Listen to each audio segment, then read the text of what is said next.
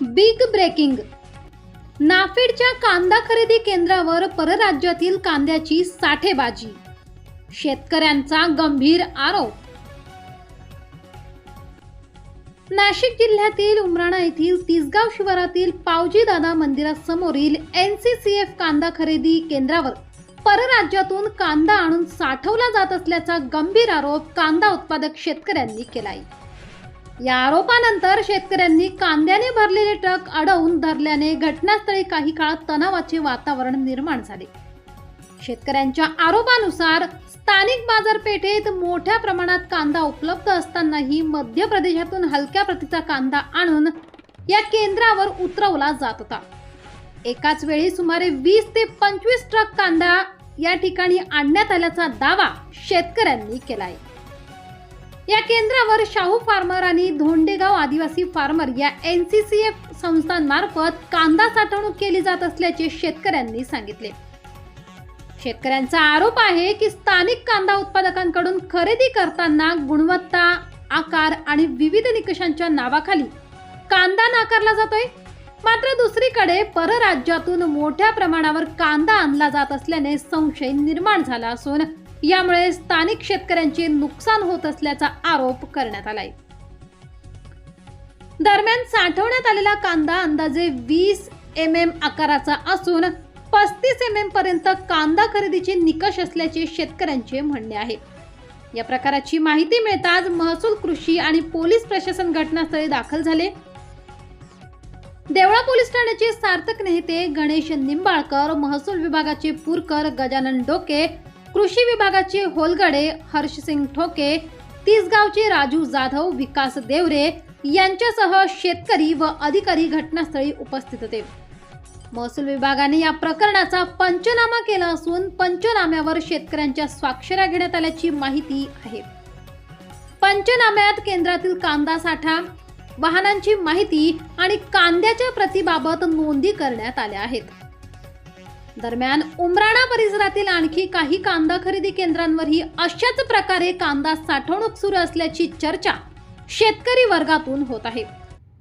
संबंधित केंद्रावरील कांद्याची आवक, साठवणूक आणि खरेदी प्रक्रियेबाबतही आता प्रश्न उपस्थित केले जात आहेत. या संपूर्ण प्रकरणाचा पाठपुरावा करत S9 TV न्यूज लवकरच उमराणा परिसरातील इतर कांदा खरेदी केंद्रांवरील वस्तुस्थिती समोर आणणार आहे. कांदा उत्पादक शेतकऱ्यांच्या प्रश्नांना वाचा फोडण्यासाठी S9 TV न्यूज या प्रकरणाचा सातत्याने पाठपुरावा करणार आहे. मात्र शेतकऱ्यांनी केलेले आरोप संबंधित संस्थांनी फेटाळून लावले आहेत. S9 TV news, Sharad Pawar, Chinchwe. मित्रो नमस्कार, आपण पाहत आहात S9 TV न्यूज. मी व्यवस्थापकीय संपादक शरदजी पवार. मित्रो, नाफेडच्या कांदा खरेदी प्रक्रियेवर गंभीर प्रश्नचिन्ह उपस्थित झाले आहेत. स्थानिक बाजारपेठेत मोठ्या प्रमाणात कांदा उपलब्ध असतानाही स्थानिक शेतकऱ्यांकडून खरेदी न करता बाहेरून कांद्याचे ट्रक मागवण्यात आल्याचा आरोप होत आहे. तसेच घटनास्थळावरून कांद्याने भरलेली काही ट्रक घाईघाईने रवाना करण्यात आल्याचा दावा प्रत्यक्षदर्शींनी केला आहे. या संपूर्ण प्रकारामुळे खरेदी प्रक्रियेच्या पारदर्शकतेवर संशय निर्माण झाला असून या कथित गैरप्रकाराची निष्पक्ष चौकशी करून सत्य जनतेसमोर आणण्याची मागणी शेतकरी आणि नागरिकांकडून जोर धरत आहे. आत्ता घटनास्थळी जर बघितले तर या ठिकाणी देवळा पोलीस स्टेशनचे पोलीस निरीक्षक सार्थक नेते, गणेश निंबाळकर, महसूल विभागाचे अधिकारी तसेच शेतकरी मोठ्या संख्येने या ठिकाणी उपस्थित झालेले आहेत. या ठिकाणी आता जर बघितलं तर पंचनामा सुरू आहे. पंचनामा झाल्यानंतरून नक्की यांच्यावर काय कार्यवाही होणार हे याच्याकडे सर्वांचे लक्ष लागून आहे. तुमचं नाव सांगा.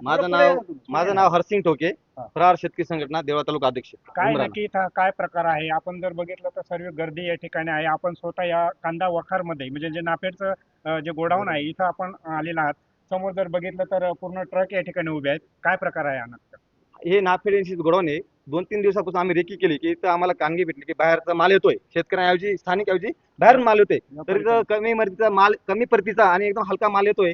आज शेतकऱ्यांचा माल नाही घेता, हे लोक MP मधून माल मागत आहेत आणि आज 20-25 गाड्या आहेत. आम्ही अचानक आलो काही शेतकरी बांधवांना सोबत घेऊन, तर रेट टाकले आम्ही आणि आम्हाला इथं दिसलं का 20-25 बाहेरच्या गाड्या येऊन उभ्या आहेत आणि हलक्या प्रतीचा माल लोड करते. आणि आता आमचा असा आक्षेप आहे शासकीय यंत्रणेला की जर तुम्ही क्वालिटी कंट्रोल दिले तालुक्याला, जिल्ह्याला, मग हे काय करतात?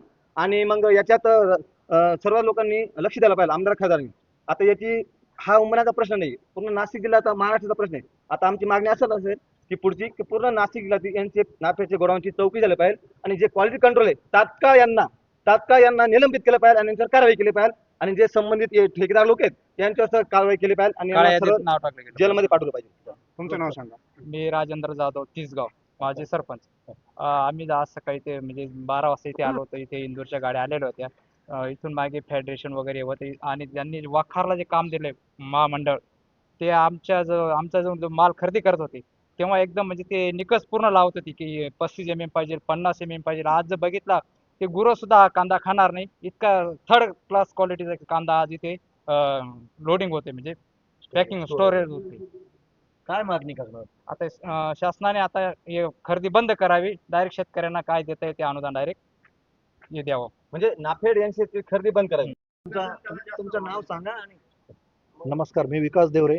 आमचे मित्र हरसिंग ठोके यांनी मगाशी फोन केला की आपल्या उमराणे गावात नाफेड आणि NCCFच्या अंतर्गत जो कांदा खरेदी केला जातोय त्याच्या गोडाऊनवर MP आणि UP वरून गाड्या येत आहे आणि तो कांदा या ठिकाणी स्टोअर केला जातोय. आणि महाराष्ट्रातल्या नाशिक जिल्ह्यात शेतकऱ्यांकडे चांगल्या प्रतीचा कांदा असताना तरी देखील MP UPचा सडलेला आणि खराब कांदा, अतिशय निकृष्ट दर्जाचा कांदा या ठिकाणी आणून ते स्टोअर करत आहे. तर आम्ही 1000 वेळा या ठिकाणी मार्केटमध्ये सुद्धा आवाहन करून की शासनाला सुद्धा सांगून की NCCF नाफेडचा कांदा जो तुम्ही स्टोअर करताय तो तुम्ही आपल्या बाजार समितीतून शेतकऱ्यांकडून खरेदी करा, परंतु ते शेतकऱ्यांकडून खरेदी न करता यांना 2 पैसे एक्स्ट्रा भेटतील, म्हणजे फ्रॉड करता येईल. ज्या ठिकाणी क्वालिटी कंट्रोलवाल्यांनी सांगितलं की तुम्ही ज्या MM चा कांदा तुम्ही उच्च प्रतीचा कांदा स्टोअर करावा, परंतु यांनी काय केलं की बाहेर राज्यात 11 रुपये 15 रुपये कमी दर्जात रुपयाने जो कांदा मिळतोय तो या ठिकाणी आणून स्टोअर करायचा आणि गव्हर्नमेंटकडून जास्त 21 रुपये जो भाव ठरलेला आहे त्या रेटचा पैसा यांच्या अकाउंटवर पाडायचा. याची सुद्धा विचारपूस ही झाली पाहिजे, याची चौकशी लागली पाहिजे. आणि जे कर्मचारी आहेत कर्मचाऱ्यांना हे काय रेटने पैसे देत आहे आणि सरकारकडून काय रेटने हे पैसे काढताय कर्मचाऱ्यांचे, हे सुद्धा या ठिकाणी तपासणी झाली पाहिजे, अतिशय सखोल तपासणी झाली पाहिजे. आणि महत्त्वाचं म्हणजे मी सर्व महाराष्ट्रातील शेतकऱ्यांना एक संदेश देऊ इच्छितो की ही नाफेड NCCF संस्था बंद झाली पाहिजे. का बंद झाली पाहिजे? ऐका, का बंद झाली पाहिजे? कारण हे जे नाफेड जो सरकारचा जो कायदा आहे की मूल्य स्थिरीकरण नावाचा जो कायदा आहे, हे काय करतात की ज्या वेळेस जास्त रेट वाढतात, 4 रुपये 5 रुपयापर्यंत कांदा जातो किंवा 40 रुपये 50 रुपयापर्यंत कांदा जातो, त्यावेळेस हे लोक काय करतात की कांद्याचे दर स्थिर राहण्यासाठी हे नाफेडचा कांदा बाजारात उतरवतात. पण असा सडलेला कांदा हे बाजारात आज 20 रुपये भाव आहे. खूप काही शेतकऱ्यांना भाव मिळत नाही. आजच एवढ्या कमी दर्जाचा म्हणजे एवढ्या कमी रेट मिळत असताना हे MPचा बाहेर राज्यातला कांदा इथे आणून उद्या अजून महिन्याभरात हे त्या मार्केटला त्या मंडीला कांदा उतरवतील आणि या ज्या शेतकऱ्यांना 20 रुपयाने जो आज कांदा विकला जातोय तो उद्या 13 रुपये भाव सुद्धा राहणार नाही, अशी परिस्थिती होणार आहे. मग इथल्या शेतकऱ्यांनी काही फाशी घ्यायची का? मग त्यांनी हा कांदा का पिकवायचा? शेती का करायची? महाराष्ट्र आत्ता आम्ही क्वालिटी कंट्रोल जो इंग्लिशमध्ये बोलतोय तो व्यक्ती तो सांगतोय की मला इथलं काहीच माहित नाही. त्याला ज्यावेळेस विचारलं की तुम्ही इथला स्थानिक बाजारपेठेतला कांदा का स्टोअर करत नाही, तो म्हणतो मला इथलं काहीच माहित नाही, इथल्या अधिकाऱ्यांचं काही मला इंग्लिश बोलले त्यांचे आयराणी भाषा किंवा काही कळत नाही. मग अशा अधिकाऱ्यांना तुम्ही इथे का पाठवतात? तुमचं नाव सांगा. आणि इथं तुमच्याकडे जो गोडाऊन आहे गोडाऊन इथं जो माल खाली केला जातो तो हलक्या प्रतीचा माल खाली केला जातो आणि तो बाहेर राज्यात आणला जातो, असं या शेतकऱ्यांचा. नाही, माझं नाव तेजस आहिरे आहे. इथे NCCFचं गोडाऊन आहे, पण इथे 2 संस्था काम करतात. एक मी धोंडेगाव संस्थेचा प्रतिनिधी आहे, पण आपल्या सोसायटीवर कुठल्याही प्रकारचा हलक्या प्रतीचा माल खाली केला जात नाही किंवा शेतकऱ्या व्यतिरिक्त कुठलाच माल इथे आपल्या सोसायटी धोंडेगाव आदिवासी या सोसायटीवर कुठल्याच प्रकारचा शेतकऱ्यांव्यतिरिक्त माल खाली केला जात नाही आहे. आज जे गाड्या हव्या एमपीच्या गाड्या हव्या नाही, तुम्ही त्या गाड्यांवाल्यांशी इन्क्वायरी करू शकता. त्यांनी जर सांगितलं की धोंडेगाव आदिवासीच्या गाड्या आहेत तर त्याला जबाबदार मी, पण त्या गाड्या धोंडेगाव आदिवासी संस्थेच्या नाहीत. स्थानिक मार्केटमध्ये मोठ्या पद्धतीने कांदा उपलब्ध असताना गाड्या खाली होत होत्या त्या या ठिकाणून तुम्ही पळवून लावल्या असाही त्यांचा आरोप आहे. नाही, कुठलीच गाडी पळवून लावली नाही साहेब आम्ही. आणि माझा एकच मुद्दा आहे की धोंडेगाव आदिवासी संस्थेची एकही गाडी नाही. नाही हे तुमचं म्हणणं बरोबर आहे. आज एकाच प्रेमायसेस मध्ये ते दोघं खाली होतात ना. हा, एकाच प्रेमायसेस मध्ये दोघं खाली होते. तुम्ही आता बघितलं असेल इथं जो कांदा आहे त्याबद्दल तुम्हाला काय वाटतं? नाही, जो तुम्ही बाहेरचा कांदा म्हणताय तो कांदा ऑलरेडी सीडब्ल्यूसीच्या हायर अथॉरिटीजने रिजेक्ट मारलेला आहे. तो माल आपल्याला तिथून काढूनच घेणार ना, तो ऍक्सेप्ट केलेला नाहीये त्यांनी. त्या मालाची परतवारी करून तो माल त्यांनी रिजेक्ट मारलेला आहे. तो रिजेक्ट मारलेला माल त्यांना आपल्याला वापसच द्यायचा आहे. जर हे वाखार नाफेडचं आहे तर मग या ठिकाणी बॅनर वगैरे किंवा बोर्ड वगैरे लावला गेलेला नाही. साहेब 2 दिवसापासून इथं अवकाळी पाऊस चालू होता. ते बॅनर वगैरे सर्व आमच्या काट्यावर होते. त्याचे फोटोज वगैरे आहेत ज्यावेळेस आमच्याकडे. खरेदी सुरू झाली त्याच वेळेस बॅनर लागले पूर्ण गेले. बॅनर होते. इथं पण बॅनर होते. मग इथं तर कुठेही बॅनर दिसत आपल्या चॅनलला नक्की सबस्क्राईब करा, बेल आयकॉन दाबायला विसरू नका.